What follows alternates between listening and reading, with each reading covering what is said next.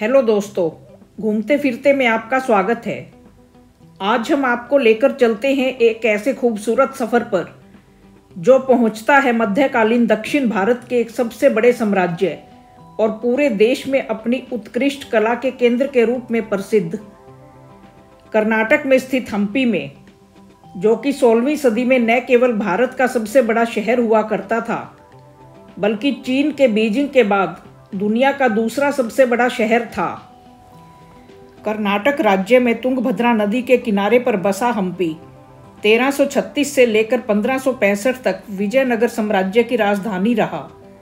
1565 में अहमदनगर, बीजापुर, गोलकुंडा और बीदर के सुल्तानों की संयुक्त सेना ने इस पर आक्रमण किया, जिसमें उस समय के राजा रामा राय तलीकोटा की लड़ाई में मारा गया और उसके बाद उसका भाई तिरुमल्ला देवा राय खजाना लेकर पेनकोंडा में चला गया और वहां उसने अपना नया साम्राज्य अराविड डायनेस्टी की स्थापना की।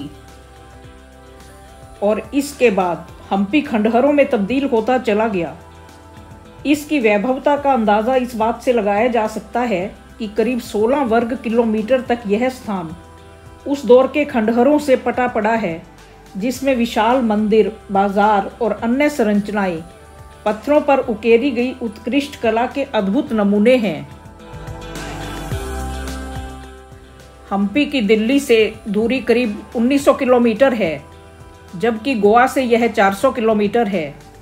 तो गोवा में रहते हुए हम हम्पी के सफ़र पर जाना चाहते थे और आखिर में हमें यह मौका मिला।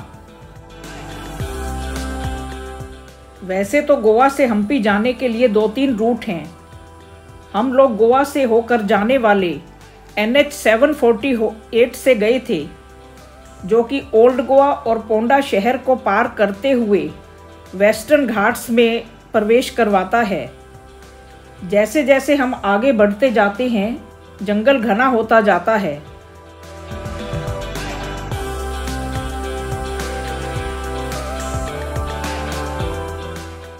हम लोग बिना नाश्ता किए घर से निकले थे, इसलिए पोंडा शहर को पार करने के बाद जैसे ही हमें एक रेस्टोरेंट दिखाई दिया, हम नाश्ते के लिए रुक गए। हमने भरपेट नाश्ता किया और उसके बाद आगे के लिए बढ़ गए। कुछ देर जंगल के बीच चलने के बाद NH 748 पर मरम्मत के लिए बंद किया हुआ था और एक और रास्ता जो कि उसके बगल से ही गुजर रहा था, गूगल हमें उस रास्ते पर ले गया और हम पूरी तरह गूगल के दिखाए रास्ते पर आगे बढ़ते गए। यह रास्ता पहाड़ और जंगल में से गुजर रहा था और बहुत ही संकरा था और बीच बीच में गांव भी आ जाते थे। एक जगह पर तो हमें समझ नहीं आ रहा था कि आगे किधर जाएं। खैर, गांव वालों से पूछकर हम आगे बढ़ जाते थे। सड़क के दोनों ओर टीक वुड के घने जंगल थे और जगह जगह पर जंगली जानवरों की तस्वीरें लगी थी, जो बताती थी कि यहाँ जंगली जानवर अच्छी संख्या में पाए जाते हैं। करीब 100 किलोमीटर चलने के बाद गोवा और कर्नाटका का बॉर्डर आ जाता है। बॉर्डर से पहले पुलिस नाके पर पुलिस ने हमसे पूछ लिया था कि आपके पास कोई शराब की बोतल तो नहीं है। थोड़ा चलने के बाद अब जंगलों की जगह खेत दिखाई देने लगे थे, जिनमें कि गन्ने की खेती की हुई थी और थोड़ी थोड़ी दूरी पर गन्ने से लदे ट्रक तथा ट्रैक्टर ट्रॉलियां भी हमें दिखाई दे रहे थे, जो बता रहे थे कि पास ही कोई गन्ना मिल जरूर रही होगी। गन्ने के अलावा ज्वार, कपास तथा धान की फसलें रास्ते की सुंदरता बढ़ा रही थी और दोनों तरफ अलग अलग प्रकार के पेड़ लगे हुए थे।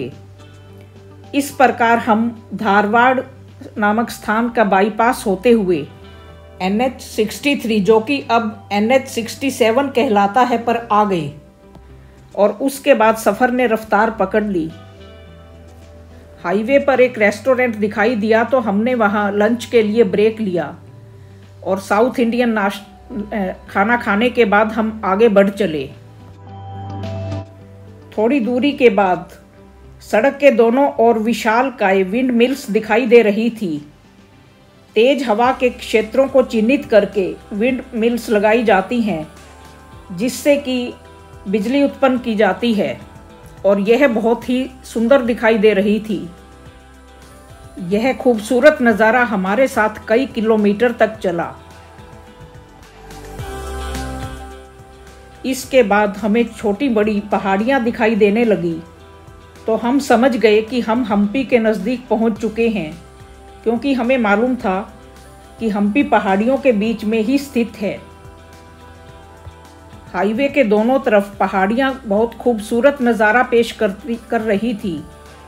इस प्रकार चलते हुए हम होसपेट नामक स्थान, जो कि हम्पी से 13 किलोमीटर पहले एक कस्बा है, वहाँ पर पहुँच गए। हम्पी की बाहरी सीमा पर हमें एक चाय की दुकान दिखाई दी, तो चाय ने तो हमें रोक ही लिया, और इसके साथ ही हमने चाय वाले से होम स्टे आदि के बारे में पूछा, तो उसने तुरंत एक फ़ोन लगाया और हमारे चाय पीते पीते एक आदमी हमारे पास आ गया, जो होम स्टे दिखाने ले गया। विरूपक्ष मंदिर के पास ही एक छोटा गांव बसा हुआ है। ये लोग कभी खेतों में काम रहते थे, तो आर्कियोलॉजिकल सर्वे ने खुदाई के दौरान इन लोगों को वहाँ पर शिफ्ट कर दिया, और यहाँ इन लोगों ने अपने घरों में होम स्टे की सुविधा बना ली, और जिससे कि इनका गुजर बसर चलता है।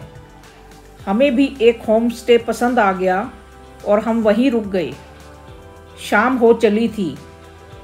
हमारे होम स्टे से ही हमें विरूपक्ष मंदिर और अन्य नज़ारे दिखाई दे रहे थे, तो हमने थोड़ा आराम किया, और इसके बाद हम बाहर निकलकर हम थोड़े खंडहरों को देखने लगे।